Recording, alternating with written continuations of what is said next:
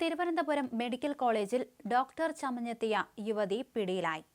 വേഷം മാറി രക്ഷപ്പെടാൻ ശ്രമിക്കവെയാണ് ആശുപത്രിയിലെ സുരക്ഷാ ജീവനക്കാർ യുവതിയെ പിടികൂടിയത്. ഇവ എന്ന പേരാണ് യുവതി ആദ്യം ഇവരോട് പറഞ്ഞത്.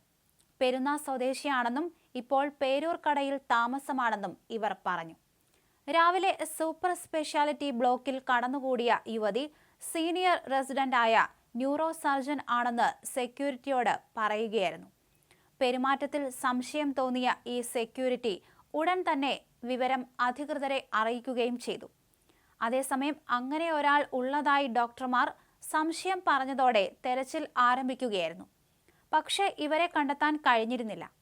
CCTVകൾ പരിശോധിച്ചപ്പോൾ ഇവർ ലിഫ്റ്റിൽ കയറി 5ാം നിലയിലെത്തിയ ശേഷം പടിക്കെട്ടുകൾ ഇറങ്ങി താഴെ വന്ന് ക്യാൻറ്റീനിൽ ഭക്ഷണം കഴിച്ച ശേഷം പുറത്തു പോയതായി കണ്ടെത്തുകയായിരുന്നു. തുടർന്ന് 11:30യോടെ വേഷം മാറി മറ്റൊരു സാരിയിൽ ഇവർ മൾട്ടി സ്പെഷ്യാലിറ്റി ബ്ലോക്കിൽ നിന്നും പുറത്തിറങ്ങി ഓട്ടോയിൽ കയറി രക്ഷപ്പെടാൻ ശ്രമിച്ചപ്പോൾ വനിതാ സെക്യൂരിറ്റി ജീവനക്കാർ തടഞ്ഞുവെക്കുകയായിരുന്നു. വ്യത്യസ്ത തരം പേരുകൾ മാറി മാറി ഇവർ പറയുകയായിരുന്നു. ഭർത്താവ് ശ്രീചിത്രയിലാണ് ജോലിയെടുക്കുന്നതെന്ന് പറഞ്ഞു.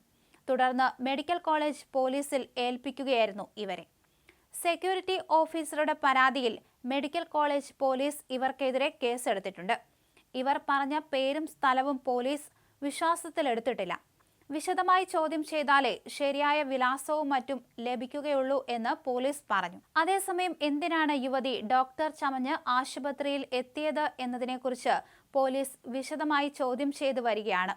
ഇവർ രോഗികളിൽ നിന്ന് പണം വാങ്ങിയോ അതോ പരിശോധന നടത്തിയോ എന്ന കാര്യങ്ങളിലടക്കം കൂടുതൽ വ്യക്തത വരുത്തേണ്ടതുണ്ട്. ഇവർ ഇന്നലെ മാത്രമാണോ ഇവിടെ എത്തിയത് അതോ പല ദിവസങ്ങളിലും എത്തിയിട്ടുണ്ടോ എന്ന കാര്യത്തിലും അന്വേഷണം നടക്കുന്നുണ്ട്.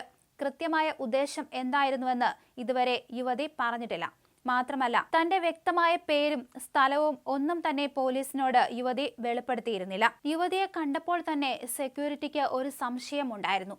അങ്ങനെയാണ് ഇയാൾ ഉടൻ തന്നെ ഡോക്ടർമാരെ വിവരം അറിയിച്ചത്.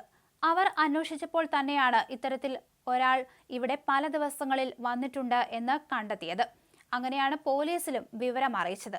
അതേസമയം ഇവരെക്കുറിച്ചുള്ള കൂടുതൽ വിവരങ്ങൾ പുറത്തു വന്നിട്ടില്ല. അന്വേഷണം നടക്കുകയാണെന്ന് പോലീസ് അറിയിക്കുകയും ചെയ്തിട്ടുണ്ട്. അതേസമയം ആശുപത്രിയിലെ മറ്റുള്ളവർ അറിഞ്ഞു തന്നെയാണോ, അതായത് ഇവരുടെ കൂടെയുള്ളവർ അറിഞ്ഞു തന്നെയാണോ ഇത്തരത്തിൽ ആശുപത്രിക്കുള്ളിൽ കയറിയത്, ഇത്തരത്തിൽ തട്ടിപ്പ് നടത്താൻ തീരുമാനിച്ചത് എന്ന കാര്യത്തിലും പോലീസ് അന്വേഷണം തുടങ്ങും.